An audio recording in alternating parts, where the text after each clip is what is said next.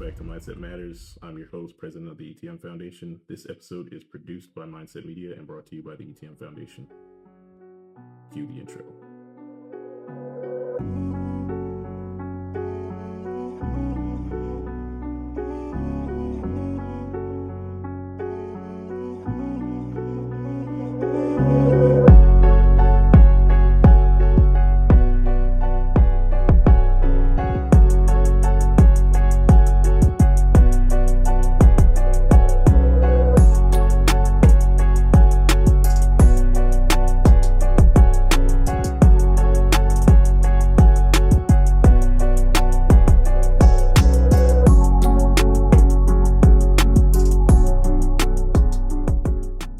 Welcome back, guys. So the title of this episode is Making Time for the Things That Matter. And today we have a special guest. We have Madison Brianna Felix. So Madison is, I recently passed the torch to Madison. She is now serving as the president of the Banned Book Club at Dallas College El Centro. So tell us a little bit about what drew you to the role and what draws you to reading in general. What drew me to the role was that I enjoy reading, and I like reading because it expands my vocabulary in sense of the world. So I got the chance to read books that I've never heard of before or have previously not had access to. Yeah, and I like that because I enjoy reading too. I love story. I love the power that it has to affect people, to change the way you look at things, and just same way over the course of time from reading, it has expanded my vocabulary. I speak differently because of the things that I've read, so it kind of informs the way I look at things as well. But I'm really excited to see where you're going to take the club, because just being the driving force behind that creative process is going to be amazing. And I know it's in good hands because you're a fellow nerd and book reader, and so I know what that's like. I love to read. So when did you start reading? I believe it was in the first or second grade, and then I know for sure second grade, I was reading on like a fifth grade level because you had to take these tests, like reading tests every like month or so, and I would always just get like accelerated books that were not for my age. Okay. Yeah, that makes a lot of sense because you're a very intelligent person, and I know reading comprehension is such a big facet of learning. It's one of the cognitive skills that's important, especially moving through grade school. So when you started reading at a higher level, tell me about what specific types of things you liked to read. What genres are you drawn to, or do you just read whatever you get your hands? Sometimes I will read whatever I get my hands on, but lately I've been reading the books that come before movies. Do you know what I mean? Yeah, Like they make the movies out of preview, books. yeah. Okay. And I won't watch the movie though. I just want to read the book. Or I like thriller, so I'm reading thrillers lately. That's about it. Okay. Yeah, I know you had mentioned you liked horror films. You like horror, that genre in general. I'm Mhm. not a huge fan of it myself, but I will read almost anything that I can get my hands on. So as a kid, read the newspaper, read school books, went to the library a lot. Just love story. I don't know what it is.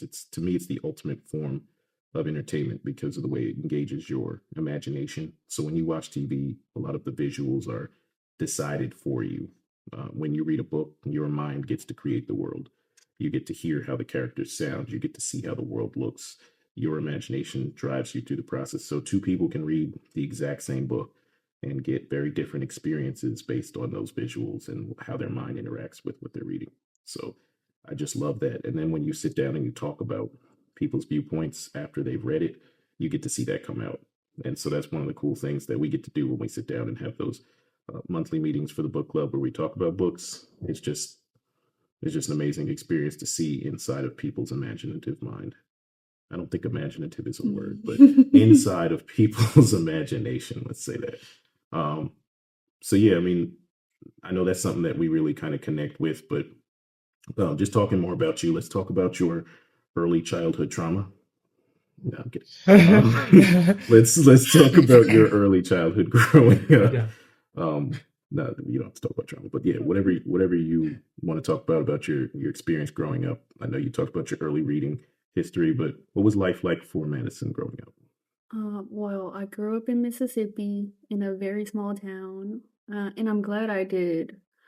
I think it really formed who I've become as a person. I don't think I would be the same if I was raised in a city. I did a lot of nothing. Being in a small town, you get bored very fast. So you have to make your own fun or do recreational activities, which I did both.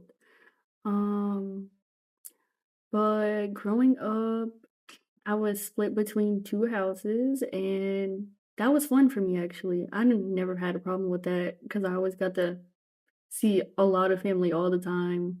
I'm glad I got to grow up around my family. It was definitely a positive experience, and I always, like, knew that I had support.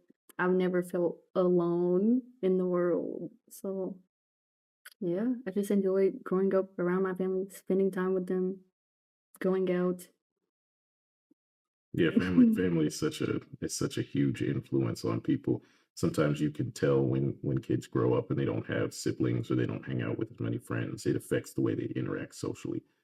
I was fortunate to have two brothers, so there's three of us, three boys, no girls. So it's very rough, rough and tumble. We're just kind of having fun, enjoying our experience. We were close to the same age too, so we really were just our own unit. We didn't really need anybody else. We could have fun together. My twin brother, we were the same age. My older brother's 2 years older than me, so we um we had a lot of fun That's growing up, nice. and that helped because like your parents don't have to find ways for you to engage with other people, and that can be tough when you have parents that are working and they have to manage that, and they still want to make sure that their child has a chance to grow up and socially be able to adapt and learn how to grow and play with other kids. So I'm glad I could definitely see you have a nice temperament about yourself, and that probably comes from having so much family and being able to look at interact with people well. So that's really cool to see. Now, with your family, Mhm. what is the most important thing about family to you? Being there for one another.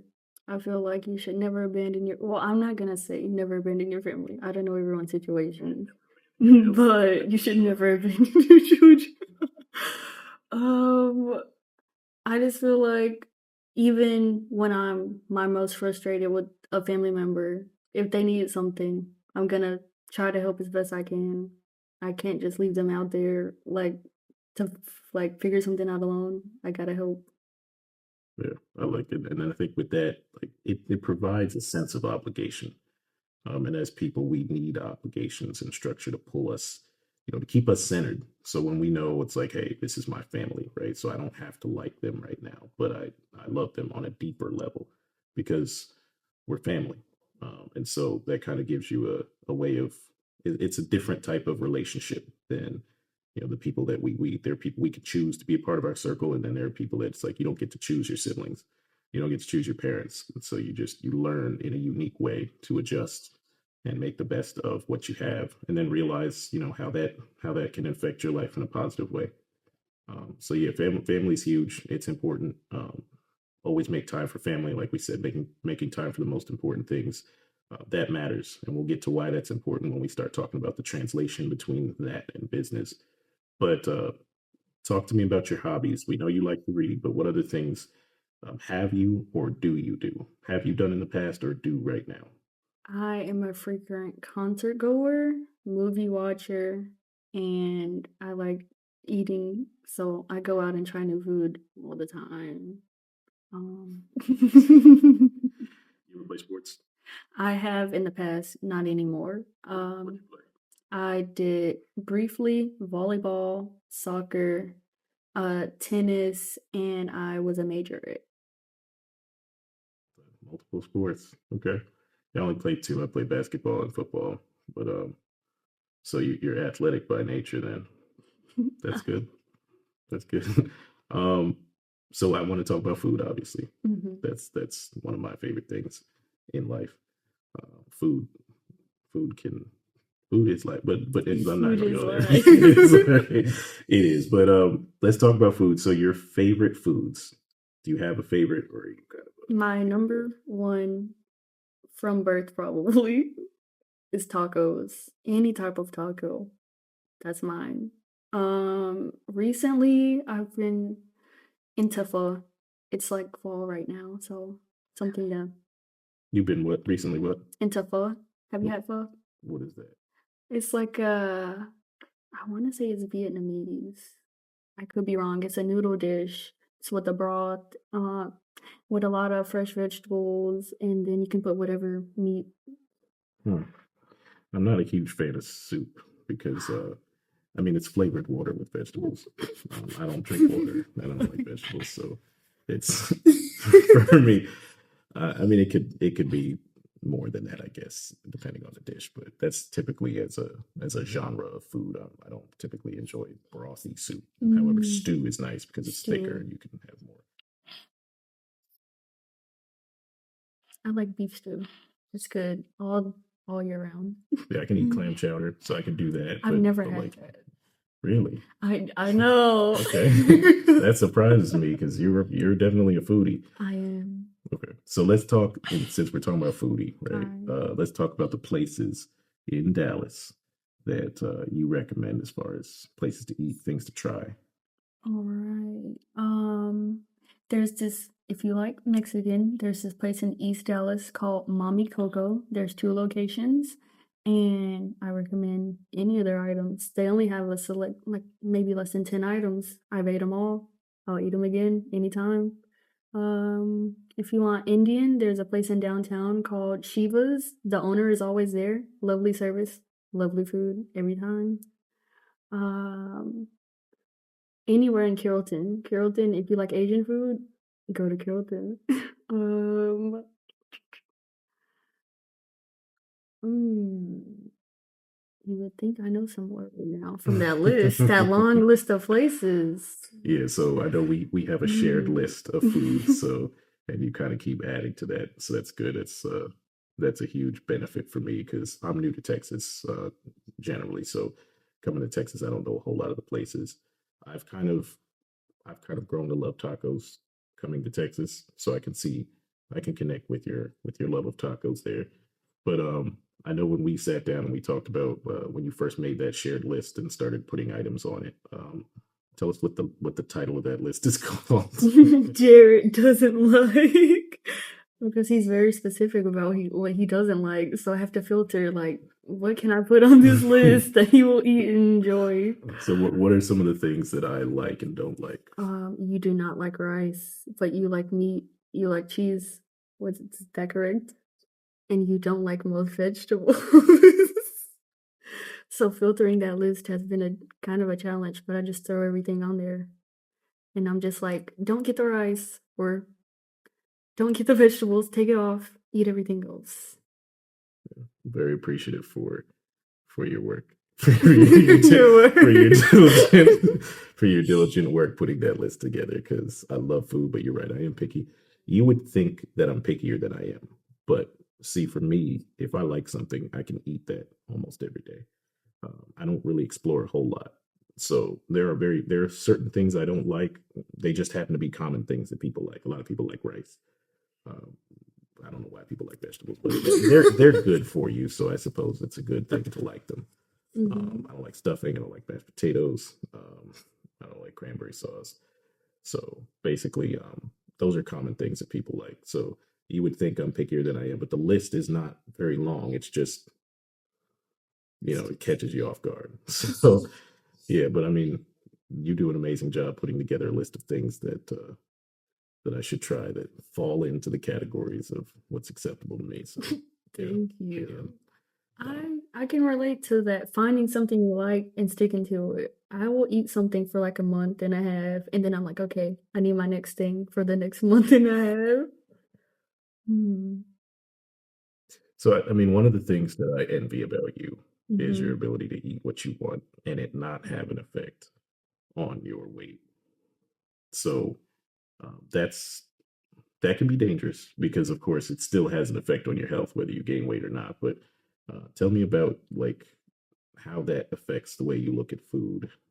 Like, how do you control the urge to just gorge? Okay, so I believe on both sides of my family, there's diabetes. So I'm really, as much as I love sweets, I'm careful on my sugar and on like just general food. If it's, I don't like things that are overly greasy.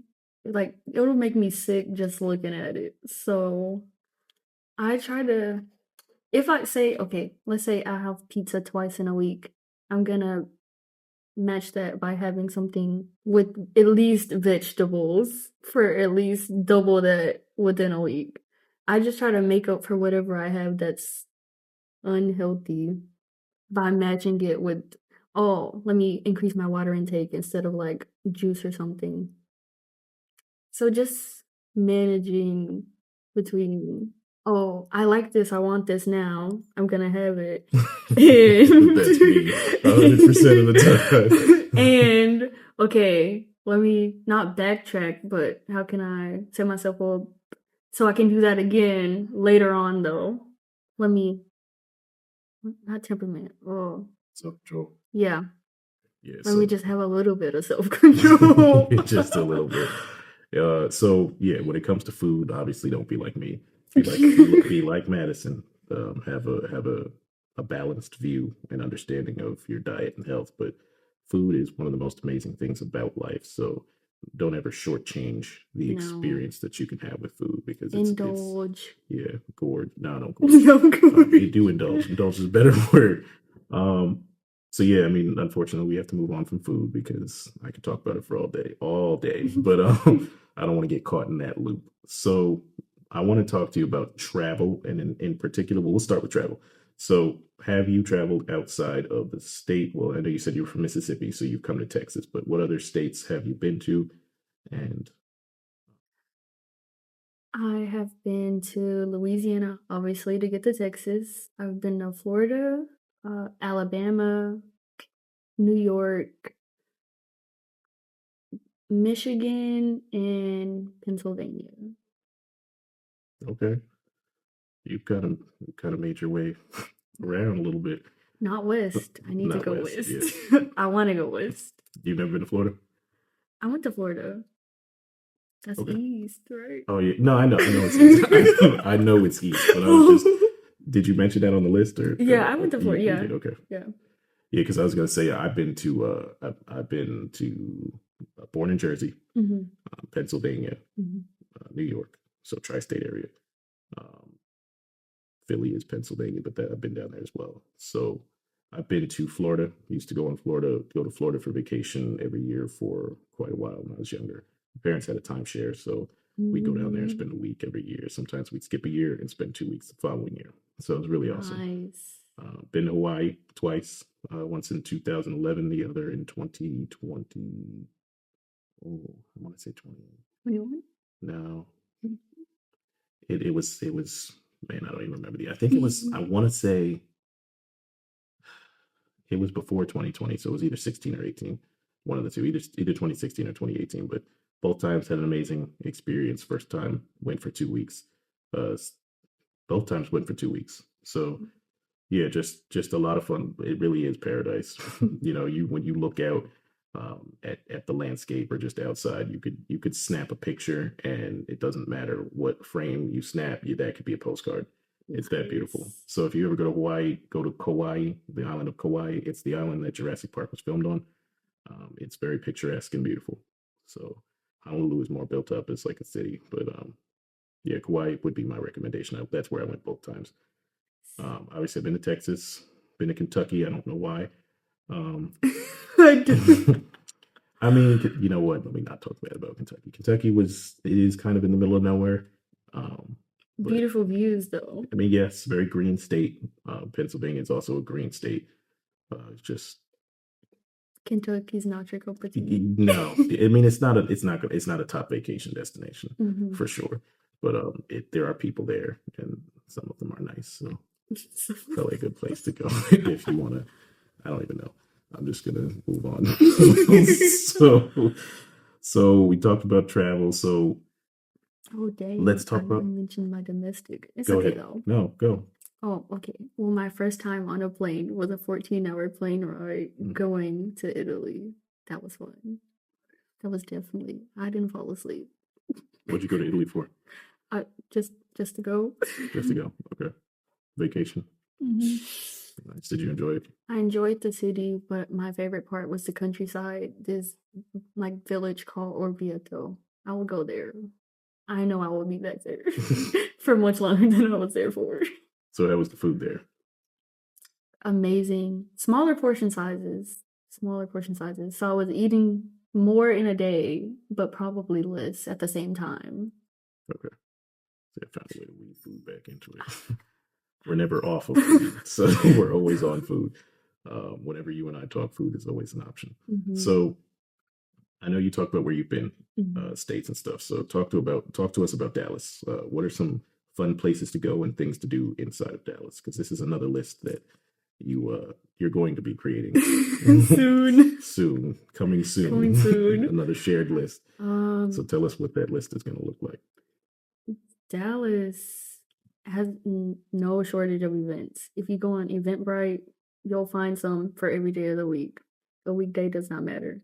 So I know right now they have a Minecraft experience in Plano where apparently it's just like the game. I've never played the game. I've heard about the game, but I think the tickets are like $20. You can go and like act like you're in the game. Um, I know a lot of movies do have price on Tuesdays, and at the Sundown at Granada in Lower Greenville, they have free rooftop movies every Tuesday. Um, at Fair Park, since it's so wide, they have multiple events, Broadway shows, concerts, Midway where you can play games. In the different what do you call them? Neighborhoods. The different neighborhoods host different events. Like Bishop Arts always has something going on at least once a month.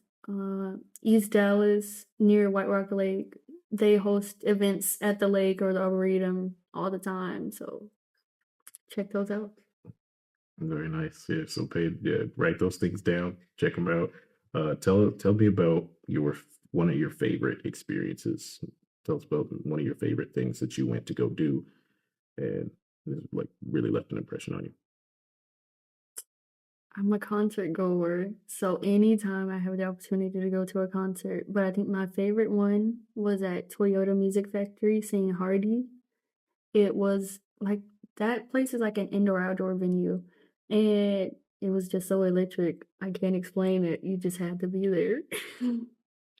Man, yeah, I'm not. Music is not my first choice for entertainment, but I do definitely recognize the power it holds over people when they submit themselves to the experience.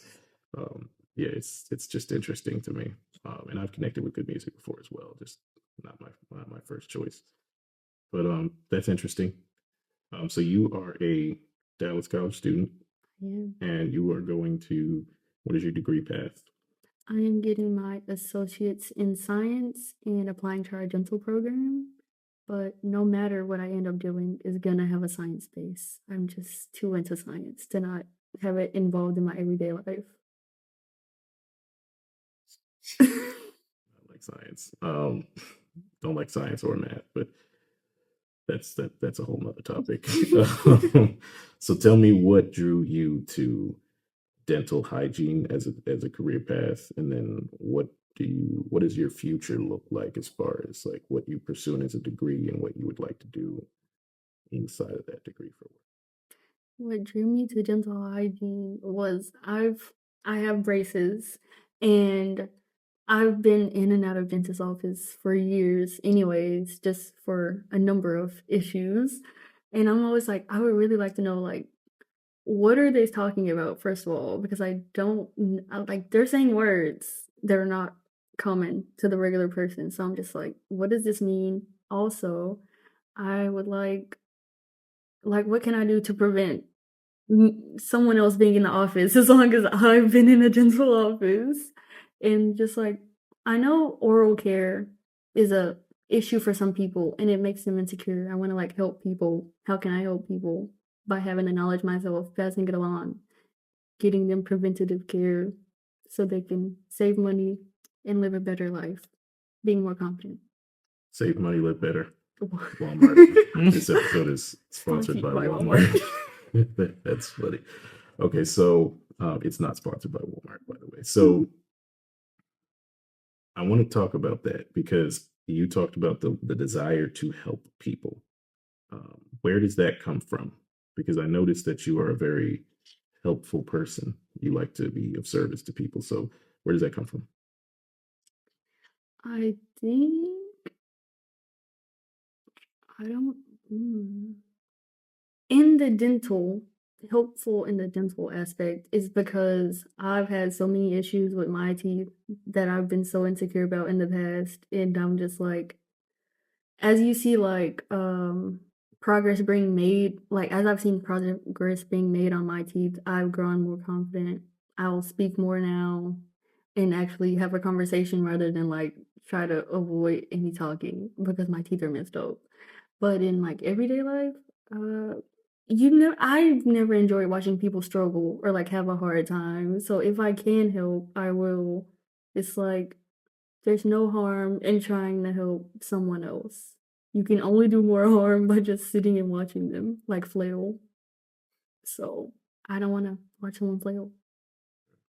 That's very unique. There are a lot of people out there who are selfish and who only think about themselves, and so I just think it's important to be grateful for what we do have going on in our lives. That's right, and then because of, for me, I know because of some of the things I've been through in life, I know what it's like to struggle. I know what it's like to go through a hard time. I know what it's like to not feel um, to not have a positive view of what the future holds. And so I don't ever want anybody else to have to experience that. Um, and the way that I try to change, the way that I try to help people most is through shifts in mindset because mindset is everything. And that kind of has an effect over how you view the things that are going on in your life. So I'll ask you this, when you look at going through things in life, what is your mindset for when you experience difficulties? What do you tell yourself and how do you navigate moving through those situations? I tell myself this is a temporary feeling because I have gotten myself out of tough times before. It's always gonna get better. You just gotta give it time. It doesn't have to be like it can be like 1 minute, it can be months, years. You just gotta give it time. It's gonna get better. Just gotta move on. And what was your other question? So like basically, yeah, how do you look at, how do you navigate those situations? So your mindset is it's going to get better, but then when you're in it, how do you navigate moving to a better place? What do you do practically in the moment that can help make it better, or that'll help you be able to endure it? I have to give myself alone time, whether that's a few seconds to a few minutes to hours. I just gotta breathe and think rationally about whatever is happening and like strategize. Okay, this happened to me, or I caused it to happen. How can I fix it in a rational way that benefits everyone rather than causing more issues? Okay, yeah, logic has its place. Logic can help you navigate through a lot of different situations. And one of the things I wanted to mention, because you said you had mentioned that you remember the things that you've gotten yourself out of before. And I actually read something about that mindset. About it went something like, it suggested that you create like a resume, a life resume, difficulties you faced, how you looked at things when they happened, and what you looked at, how you looked at the situation after you got through it.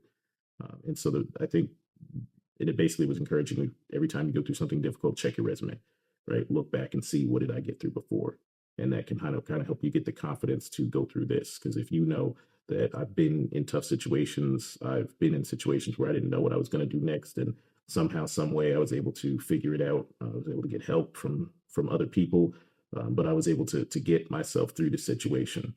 And I think that adds to the confidence that someone can have as as an individual, just give yourself credit. I think is huge. That's something I want to make sure our audience does is give yourself credit for the things that you've gone through in life and for the fact that you were able to go through them.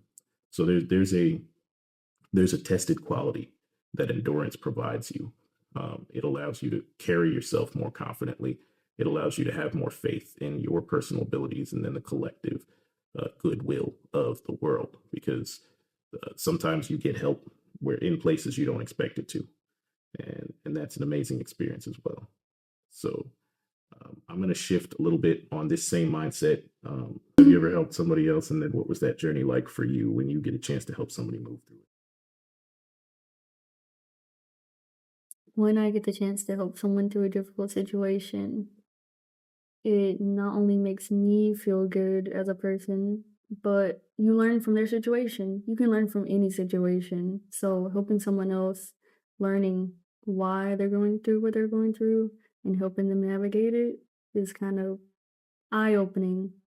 I feel like you always got to be open-minded to anything because you never know what could happen, what you could be put through until you're through it or you're helping someone else. So just being open-minded, I think. Yeah, having that learning because you're always going in life. You're always learning. As long as you're paying attention, you have the opportunity to learn. So I think that's really huge. Um, I've been through some things. I've had to help myself through things mentally. Just the way that I speak to myself, how I frame things is always important. And your frame of reference has so much power over your experience. So you can frame things negatively or you can frame things positively. Yeah, some people have the world is against me mentality. And when you choose to operate in that space, things can get difficult because you're not expecting any relief. Like you're always expecting things to go wrong, and things will always go wrong. Not all things, but there will always be things that go wrong. But you could choose to have a different frame of reference where, like you were saying, I know I'm going to get through this. Whatever's happening right now it's temporary. It's not going to last forever. And if I pay attention, I might learn something from this that can either help me become a better person, more powerful myself, or even just help somebody else. So I think that's just huge from a mindset perspective. But we were talking about time management, right? So let's go into time management because we talked about making time for the things that matter. Um, so when you look at the obligations that you have in life, how do you navigate? First of all, deciding which one of those things is the most important. Well, for me, family is number one. So I have to see, does it have anything to do with my family and that I could help take a burden off of someone else. And then afterwards is my education. So what do I need to get done so I get the grades that I like? Because I don't accept low grades. That doesn't happen for me. I like that you have high standards when it comes to your grades, and that's typical because like you know what you're capable of. You're a very intelligent person, and so you hold yourself to that standard of accountability. I try to do the same with myself. It is difficult sometimes navigating priorities. Deciding in order of importance what goes first, what goes second, what goes third and fourth. But it's always important to make time for the things that matter. And some things matter more than others. Some things matter more than you think they matter. So I know earlier when we were talking about getting to know you, we talked about food, we talked about travel, we talked about hobbies. So just tell me, in your opinion, what is the importance of making sure that you have time for those types of things, even when you're trying to be productive and make things happen? Oh, if you don't make time for what you like, you're going to go crazy. That's just going to happen. You have to enjoy life to live it. So you can make time for like what you need to do, like work, study, whatever. But if you're not enjoying your outside life, if you don't have like a separate life from your work or your school, you're just going to be like, I don't want to do this anymore. Why am I doing this? There's no point to it. There's no fun. No, you just need to take time for yourself, figure out what you like to do as a hobby. Do that even if it's for such a short or small amount of time, and then get back to what you need to do. But you have to enjoy life because if you don't, That is so lame. Well put, well put. And that's something that I need to hear too, because one of the things when I look at you, one of the things I see is that you're not afraid to have fun. You're not afraid to enjoy yourself. You're very good at being able to find things to do that are fun and spend time doing that. But at the same time, you're also balanced because you're serious. You take your studies seriously. You take your family obligations seriously, and so just being able to, when I see your ability to balance those two things, that's something that I admire about you. So I think you're on the right track. You're ahead of the curve when it comes to stuff like that, and that's really cool because I have difficulty disengaging, especially from work. Um, I'm a workaholic. So you're That's shaking your true. head. Believe it. Yeah. So it's tough for me because and the thing is I enjoy my work, and so that's what makes it more difficult for me to remember to do things and to have fun. And so I think But it's nice to enjoy your work. You have more fun when you enjoy your work. that is true. That is true, but it's also still important, even when you enjoy your work, to take time to do things outside your work. So Madison's been helping me with a list of things to do and places to go to eat and things like that. And that's really cool being able to know what those things look like in the Dallas area because it gives me something. Hey, if I need a break, I know I can go here and eat some really good food, or I can go there and enjoy this particular activity. And so I do appreciate your willingness to do that because I'm not from here, so it'd just be more difficult for me to figure that stuff out myself. So, I mean, but yeah, the ability to balance things is extremely important with time management. Um, so I know you mentioned you're serious about your school and your family. So when you look at what you're trying to accomplish in life, talk to me about the importance of setting goals and putting deadlines on those goals. Okay, for setting goals, you need to have something to look forward to. What's the next thing that I can do to progress in life? And you need a deadline because if you don't have one, you're kind of just shooting blanks aimlessly. You're like, I could do better, but I have time. I have time. No, you need a deadline. I have by this time to make this happen, or I need to make some changes. Otherwise, you'll just kind of get complacent and what's that word? Docile. You don't want to be that. Yeah, I hear you. And I think accountability is such a huge thing with time management. Like you said, if I don't get it done by this time, I need to make some changes. So there have been times in my life where I've had to sit myself down and say, okay, I'm not performing at the level I need to be. I'm not hitting the targets that I need to be hitting in the time that it needs to be hit in. So um, I'm going to have to change something. I'm going to have to restructure my schedule. I'm going to have to withdraw from some activities because I need to make sure that I'm on pace. And just understanding that if this is something that's highly important, then it needs to be. It can't be kind of important. It can't be important. It has to be important enough for it to matter, right? For it to change the way that I act and the way that I engage with things. So I think that's just I've had some difficult conversations, some really honest conversations with myself. Every day at the end of the day, I do like a performance review, which is basically that. And you're laughing, but it's like it's what comes from my background in business. I'm used to doing those for other people, and so I wanted to do it for me on a personal level. So I look at what I've done throughout the day, what adjustments I need to make going into the next day, if I need to restructure things to make sure that I still am able to accomplish things. All that stuff happens before, so it's a nice cathartic way for me to offload the day as far as what happened, to process it, and then to kind of make a game plan for attacking tomorrow and the rest of the week. Um, but yeah, that's kind of how I look at holding myself accountable. So tell me a little bit more about how you hold yourself accountable. If you see yourself slipping, let's say with a grade, or what do you tell yourself, and how do you correct it? Hmm, what do I tell myself? Now I gotta think about that. Oh, That's good. Introspection. I probably said that word wrong. introspective. Self awareness. Yeah, that's a better word. um, if I catch my grade slipping, I'll be like, I'll like see like what have I done for this past however much time, like say a week. What have I been doing wrong?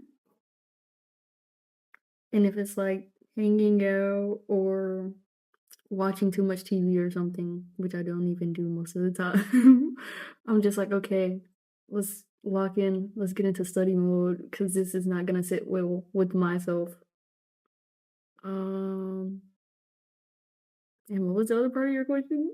No, that was Oh, the question. okay. Yeah, That was monitor it. yourself. Yeah. Yeah. I just need to lock in, see what's important, which is my grade. What can I do to get it up? Can I get extra credit? I need to get it up. There's no excuse for me. Right. That's a really good attitude to have. Just no excuses. Figure out how to get it done because it makes you more resilient to be able to make things happen. So let's talk about setting expectations. So before you decide to engage in an activity, what place does setting proper expectations have in allowing you to be able to do it?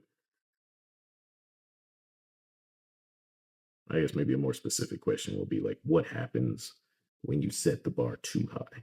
What can happen as far as your expectations? Oh, it's so easy to be disappointed if you set the bar too high, but you also don't want to set it too low. You gotta Yeah. give yourself some grief, in the middle. Be like, hmm,